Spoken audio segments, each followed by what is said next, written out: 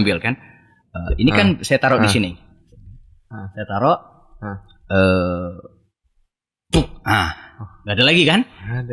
Nggak ada lagi. Selesai. Coba Kang Robi angkat bukunya. Angkat ya? Angkat satu-satu aja. Ada nggak? Angkat lagi. Bawah lagi. Angkat lagi, bawah lagi. Ada kan?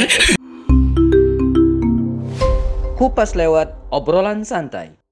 Bismillah, jumpa lagi di Close Kupas Lewat Obrolan Santai bersama narasumber kita, ya guru kita semua, Ustadz Hifyani Bastoni. Assalamualaikum Ustadz. Waalaikumsalam warahmatullahi wabarakatuh. Masya Allah, alhamdulillah sehat ya. Alhamdulillah, full sehat. Full sehat ya, alhamdulillah. Ustadz ini baru pulang haji. Masya Allah. Baru setengah bulan yang lalu. Setengah bulan baru pulangnya. Iya. Tapi di sananya? Di sana 41 hari. 41 hari, Masya Allah, luar biasa ya. Nanti kita next time mungkin bahas tentang haji nih, cerita hajinya seru. Iya. Nah, alhamdulillah ya. Sekarang nih lagi ada fenomena yang lagi rame, Sat. Fenomenanya lagi happening banget ya. Yaitu ada seorang pesulap ya. Bajunya merah kayak gitu. Tapi rambutnya nggak merah ya. Pesulap merah ya, yang teman-teman mungkin sudah ngikutin di YouTube, di Facebook, dan pokoknya rame lah di semua jagat media sosial gitu ya. Bahkan sampai rame di Twitter juga. Nah, ini kontroversi antara pesulap merah dan dia ceritanya tuh melawan dukun, Sat. Membongkar apa sih trik-trik yang mungkin selama ini kita tuh ajib gitu ya. Kaget ya. Terkagum-kagum. Bisa ya. Ini orang sakti gitu kan. Nah, ternyata dia karena di backgroundnya pesulap yang tahu trik-trik kayak gitu, dia akhirnya dibongkar gitu ya. Dibongkar ini kayak gini nih caranya, ini caranya kayak gini. Bahkan yang terakhir itu dengan seorang yang disebutnya Gus ya. Walau alam nih Gus beneran apa enggak kan? Soalnya Gus itu kan predikat yang nggak gampang ya. Biasanya di kalangan pesantren itu hanya diberikan kepada anak-anak kiai gitu ya. Nah, tapi kita mau bahas dari sisi ini, Sat.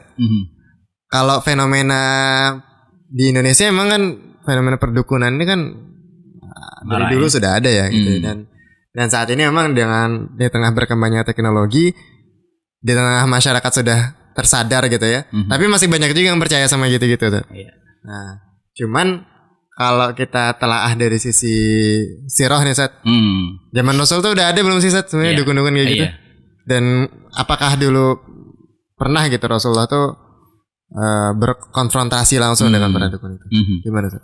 Iya, kalau kita bicara tentang dunia perdukunan atau include di dalamnya sihir ya, ini bukan barang baru ya.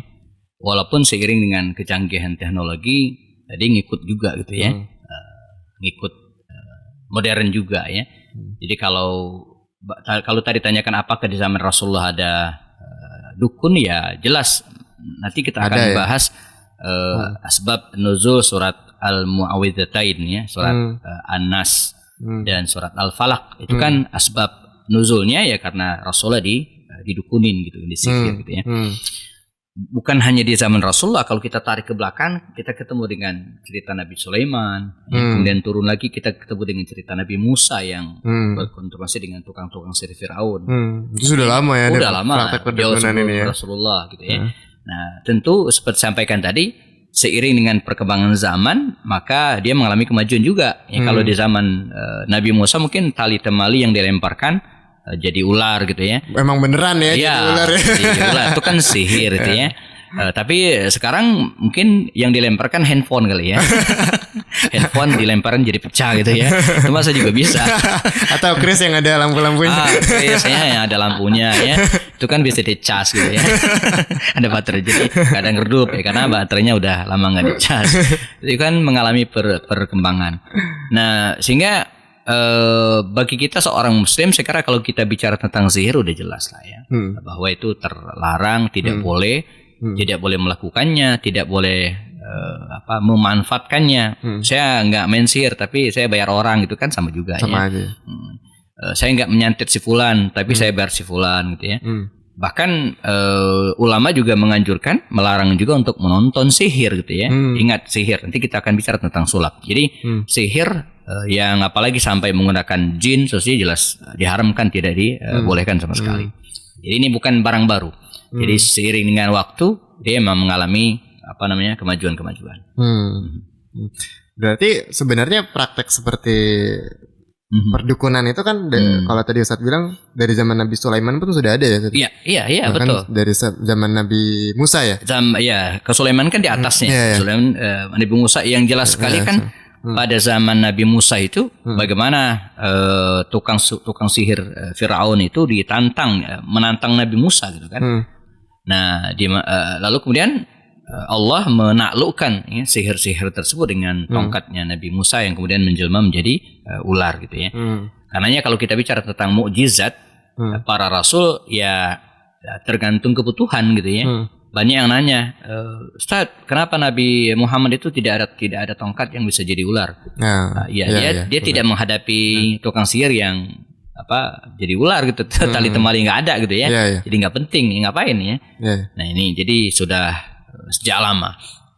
Kalau misalnya gini, hukumnya kan kita tidak boleh bekerja sama dengan jin gitu ya. Nah, tapi ketika misalnya kita lihat tarik ke fenomena Nabi Sulaiman gitu, itu kan bangsa jin pun tunduk sama dia. Nah, itu gimana? Apa berbeda syariatnya atau memang pada zaman itu dalam tanda kutip diperbolehkan atau memang Nabi Sulaiman ini punya keistimewaan yang Allah berikan buat? Betul ya. Jadi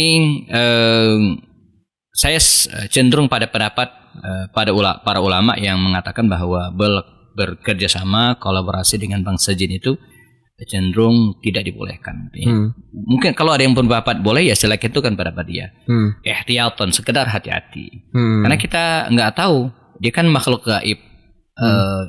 Kita berkolaborasi dengan manusia saja yang kelihatan sering ditipunya. Sering ditipu ya. Nah, bagaimana dengan jin gitu ya? Dan ini saya pernah didebat oleh seorang mahasiswa saya waktu ngajar. Kata dia, saya terus terang bekerja sama dengan jin gitu kan. Punya khodam lah. Nah, jadi kami kerjasama.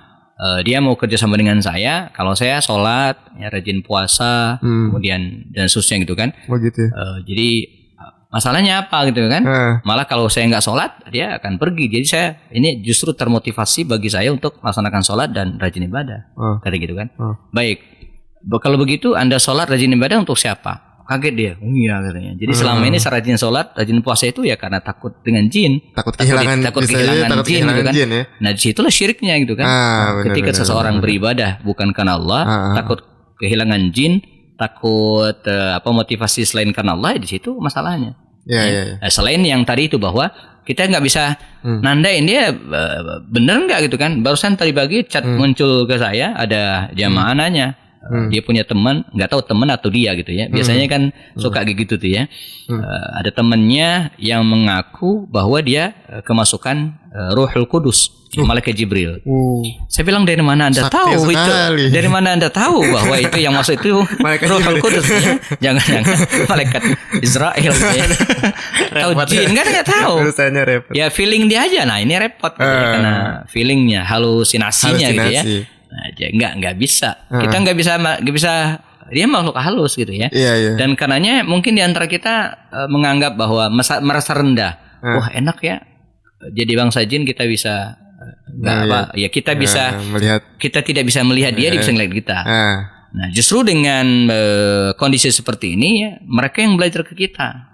Ya kan dia lihat kita sholat, baca Quran. Kita nggak perlu lihat dia, nggak perlu, nggak butuh gitu ya. Kalau pengen terbang ya beli aja tiket pesawat terbang gitu ya. Pengen apa coba hari ini? Benar.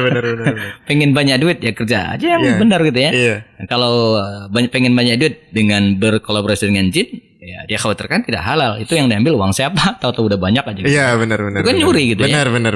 Karena kan kalau misalnya logikanya gini Seth ya, yang bisa menghadirkan uang. Uang itu kan ibaratnya punya siapa kan? Kan kita nggak bisa dong kalau misalnya uang itu tiba-tiba ada nambah. Berarti uang itu kan uang palsu kan? Karena uang yang asli itu kan uang yang hanya dicetak oleh negara atau kan? Itu uang saya. Iya, kalau uang sendiri ngapain nih? Ngapain dikasihin gitu. Uangnya sendiri gitu ya. Iya benar. Itu logikanya di mana gitu? Orang yang misalnya menggandakan uang gitu kan? Ratusan gitu sampai miliaran. Nah, berarti kan itu pertanyaannya kalau emang benar itu uang, berarti uang siapa yang diambil gitu kan? Terus kalaupun itu bukan uang orang berarti uang palsu dong. Pertanyaannya gitu. Iya, Karena kan uang itu ada nomor serinya. Ada nomor seri. Pasti kalau ganda berarti kan ada yang palsu. Iya, berarti palsu gitu. Betul. Nah, itu hati-hati itu. Itu harusnya bisa didelik polisi ya harusnya. Iya, ya kan harusnya. Iya, atau penipuan jadinya. Benar. Berarti ya kalau misalnya bahas tentang kerja sama jin itu kalau alam Ustaz ya. Kalau ini apakah itu ada dalil larangan dari Rasulullah SAW atau dari nas Qur'annya atau memang itu kehati-hatian para ulama? Karena kan kalau nggak salah itu kan ada kaidah fikih yang kalau misalnya kita sesuatu yang nggak haram tapi itu bisa menjerumuskan kita ke yang haram, itu bisa. Itu jadi pertama haram. Rasul sendiri tidak pernah berkolaborasi dengan bangsa jin. Segenting-gentingnya pada peristiwa perang Uhud di mana Rasul terluka, ya nggak ada. Walaupun ada bantuan malaikat murdifin dalam perang Badar, malaikat bukan jin gitu ya, bukan bangsa jin. Dan Nabi juga terluka gitu ya. Jadi kalaupun ada kisah-kisah ajaib tentang Rasulullah itu adalah bagian dari mukjizat beliau gitu ya. Jadi bukan bantuan bangsa jin. Beliau aja nggak pakai ilmu kebal diri ya. Iya. Dari tangannya keluar air itu bukan karena jin, tapi yang bagian dari mukjizat yang diberikan Allah kepada Rasulullah SAW ya. Kemudian para ulama berikutnya ya nggak ada gitu, bahkan mereka cenderung menghindar, nggak mau gitu karena tidak perlu untuk apa. Jadi kalau kita bicara tentang apalagi zaman hari ini ya semuanya sudah tersedia, untuk apa kita bekerja sama gitu kan. Blake kerja sama dengan teman saja suka dibohongin gitu ya, apalagi dengan yang tidak kelihatan ya. Malah ujung-ujungnya kayak tadi Ustaz ya. Iya. Jadi merasa tergantung akhirnya takut kehilangan si jin ini gitu. Ibadahnya karena takut kehilangan itu. Syiriknya gitu kan. Ketika diibadah bukan karena Allah tapi karena kehilangan jin tadi itu. Itu halus banget ya. Halus banget.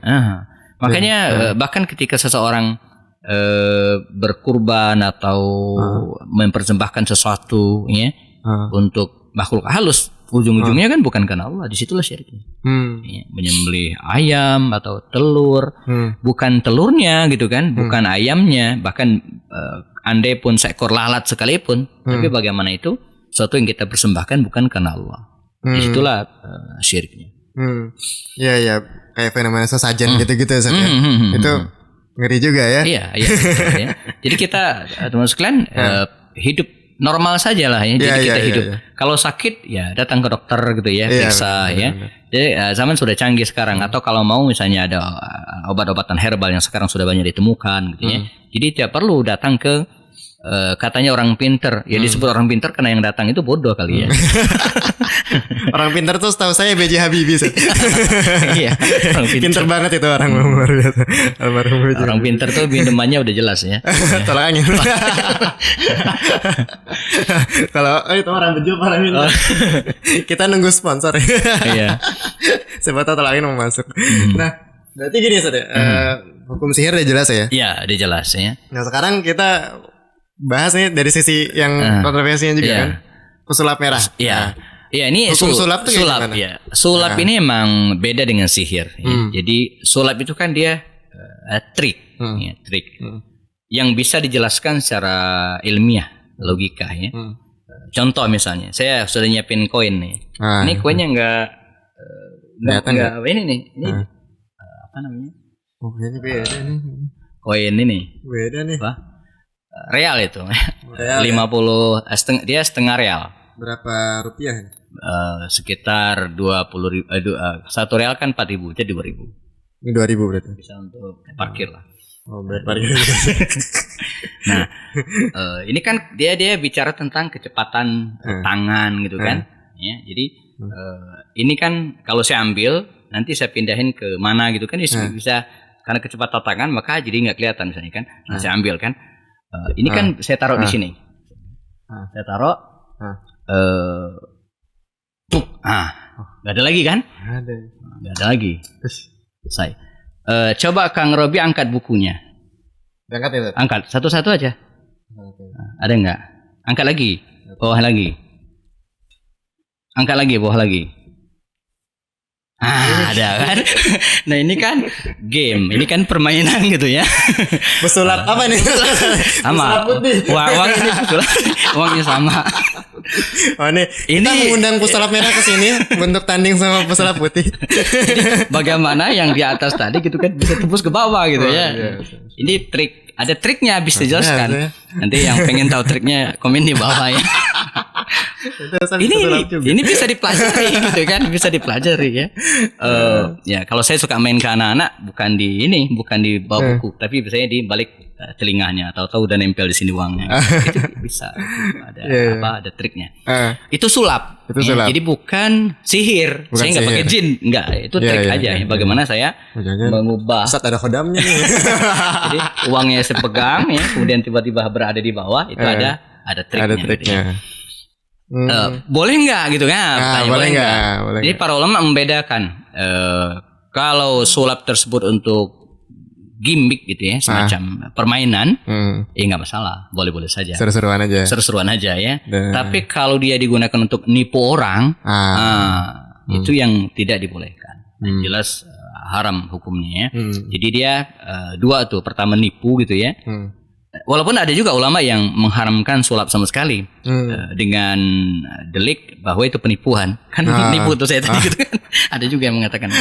Tapi sebagian mengatakan nggak masalah, sekedar hiburan saja, kecepatan tangan, nah kemudian trik ya, permainan kamera. Kalau tadi kayaknya nggak pakai kamera bukan permainan kamera tadi ya, udah beneran ya langsung. Sehingga kalau dia untuk gimmick gitu kan, permainan ya boleh-boleh saja. Tapi ingat jangan sampai misalnya menghabiskan waktu nonton sulap lupa sholat misalnya lupa segalanya, jelas tidak dibolehkan.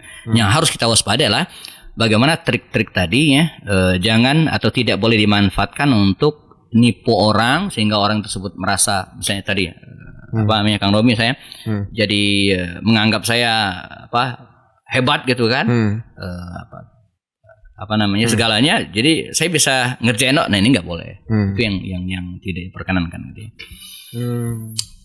Ya, cukup menarik ya. Ternyata Ustaz bisa sulap juga nih, pesulap putih nih. Kayaknya Ustaz besok pakai jubah putih, rambutnya dicat putih. Jadi tuan, saya nggak usah dicat lagi, udah mulai banyak beban nih ya. Banyak ya. Tinggal nunggu ya. Iya. Tapi poinnya bahwa dibongkarnya trik-trik pesulap merah kan, kalau boleh nyebut, dia membongkar trik yang dilakukan oleh dukun gitu. Iya. Ya tentu saja dukunnya kebakaran itu, bukan kebakaran jenggot lagi gitu ya. Kebakaran padepokan. Karena penghasilan mereka langsung sepi job ya. Pasti. Kenapa sepi job nggak pakai penglaris? Nah itu masalahnya ya. Itu intinya juga. Gitu. Nah bagi kita masyarakat bisa menglaris katanya. Masyarakat umum bahwa ya jangan percaya gitu ya. Jadi sulap trik yang kemudian dibungkus, apalagi pakai ayat. Saya tadi kan bisa jadi saya baca Qul a'udzu binas gitu kan. Jadi menyalahkan gunakan ayat ya. Iya. Bismillahirrahmanirrahim. Seolah-olah ayat itu yang bisa memindahkan uang. Iya. Boleh. Itu berarti kan hukumnya jatuhnya berdosa menggunakan iya betul. Bisa masuk penyalahgunaan agama. Jadi menyalahgunakan ayat Al-Qur'an untuk hal-hal yang bukan pada tempatnya. Malah seharusnya itu bisa masuk ke penistaan agama sebenarnya. Iya, kalau ada yang merasa dirugikan dan kemudian dilaporkan bisa diproses. Iya kan? Ya. Cuman kan di negara kita kan harus yang ngelapor itu korban, jadi nggak boleh penonton. Kita nggak bisa melaporkan si fulan itu ya, karena kita bukan korban. Tapi kalau korban maka bisa daftar dulu jadi korbannya. Udah keluar ratusan juta saya ditipu nih gitu kan. Bayar pengacara lagi bisa. Lumayan juga keluar duitnya. Lebih dari kerugian gitu ya. Lebih dari kerugian. Iya. Itu memang emang fenomena yang dari dua. Tapi emang ada sisi positifnya juga ya pesulap merah ini membongkar. Iya, saya kira saya sih terus terang angkat tangan ke beliau, salut gitu ya. Karena ini bukan tanpa resiko. Bukan tanpa risiko. Dia berhadapan dengan orang-orang yang terbongkar kedoknya, sepi jobnya gitu kan, dan bisa jadi tutup usahanya, dan mereka punya kekuatan untuk itu, bisa mengirim santet, bisa menyihir. Benar. Ini benar. Makanya dia beranilah gitu kan, termasuk orang yang sangat-sangat berani lah dengan segala kelebihan dan kekurangan masing-masing. Artinya ada banyak hal juga yang harus dievaluasi, tapi dalam hal ini dia berani. Ini kan berarti sebenarnya bukan berarti kita tidak mempercayai hal yang gaib ya, Ustaz ya. Kita beda. Percaya kepada hal yang gaib. Jadi kita percaya kepada sihir itu ada. Itu ada. Percaya kepada jin itu ada gitu kan. percaya bahwa tali temali bisa jadi ular. Itu ada faktanya gitu kan. Ada. Nah, yang harus kita yakini bahwa hal-hal seperti tadi gitu kan, menggunakan sihir, menyantet, itu nggak boleh. Itu yang betul. Satu itu. Betul. Yang kedua, kalaupun jadi sihir, santet, sebenarnya clear, udah jelas. Clear. Nah, tinggal bagaimana trik. Trik ini boleh untuk game, permainan, hiburan, itu pun jangan sampai melalaikan, namanya hiburan. Tapi kalau dia trik tadi sudah digunakan untuk nipu orang agar dia dapat duit misalnya kan. Nah, misalnya contoh ini viral sekali ya. Dia ada kesan bisa memindahkan penyakit ke kelapa. Nah, ternyata kelapa punya dia sudah dimasukin sebelumnya apa yang dia mau, entah silet, paku dan seterusnya gitu kan. Dia ada kesan bahwa dia mindah penyakit itu dari tubuh seseorang ke kelapa ini, padahal enggak. Itu kelapa punya dia gitu kan. Nah, ini kan nipu namanya. Nah, itu yang jelas tidak dibolehkan. Kalaupun beneran, itu juga masuknya praktek sihir juga, praktek sihir dan tidak dibolehkan. Benar. Dan kita sudah ada solusi sebenarnya. Maka di dalam Islam kan ada ruqyah, seperti Rasulullah sendiri ketika beliau disihir oleh seorang Yahudi kan waktu itu. Rasulullah berarti pernah disihir oleh seorang Yahudi, Labid bin Al-Asam namanya. Jadi dia merasa kepalanya pusing, ada halusinasi gitu. Jadi yang terkena sihir itu sangat mungkin itu. Dia merasa menggilir istri-istrinya padahal tidak gitu kan. Nabi merasakan seperti itu, cerita kepada Aisyah. Lalu dikisahkan dalam banyak kitab tafsir, Nabi didatangi oleh 2 malaikat yang mendamping beliau dan menjelaskan hal itu, bahwa ya Muhammad, engkau disihir. Maka ditunjuk oleh malaikat bahwa sihir itu buhulnya itu ada di sebuah sumur dekat di Madinah waktu itu ya. Maka Nabi merintahkan kepada Ammar bin Yasir dan kawan-kawannya untuk mendatangi sumur tersebut. Ternyata sumurnya sudah berwarna merah gitu kan, dikerjainlah di situ. Lalu turunlah surat Al-Falaq dan An-Nas ya. Kalau tidak salah ingat saya, buhulnya itu, ikatan itu, gelungannya itu sampai 11 ikatan dan susah dicabut. Maka Rasul membacakan surat Al-Mu'awwidzatain tadi, setiap kali baca lepas 1 sampai 11 kali. Nah, maka sejak saat itu Rasul menganggap sunnah bagi kita sebelum tidurnya membaca Al-Mu'awwidzatain, Al-Falaq, An-Nas dan ditambah dengan surat Al-Ikhlas ya. Untuk menjaga diri kita ya dari santet, sihir dan sejenisnya. Jadi Nabi aja pernah gitu kan. Nabi aja pernah ya. Luar biasa ya. Nabi yang sudah Masya Allah gitu ya, dijagain sama malaikat ya kan. Tapi bukan berarti kan begini, ada ungkapan terus bagaimana dengan status Rasulullah yang maksum kan dijaga. Jadi yang maksud dijaga ini adalah dijaga hatinya ya. Dijaga keimanannya, perasaannya. Jadi tidak Nabi jadi gila, enggak, nauzubillah. Soal fisik ya Nabi bisa sakit, gitu kan. Ya, Nabi perang juga bisa kena, Nabi bisa luka gitu kan, ya kan? Bisa kena pukul ya.